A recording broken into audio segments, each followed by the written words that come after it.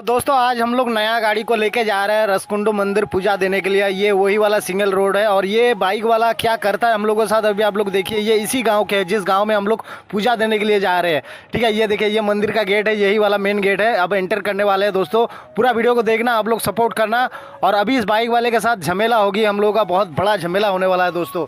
आज पहला दिन है, पहला दिन गाड़ी पूजा देने के लिए लेके आ रहे हैं और पहला दिन पे झगड़ा। भाई दोस्तों मैं क्या बताऊँ, अब ये लोग दारू वारू पी के ऐसे झमेला करते हैं। गाँव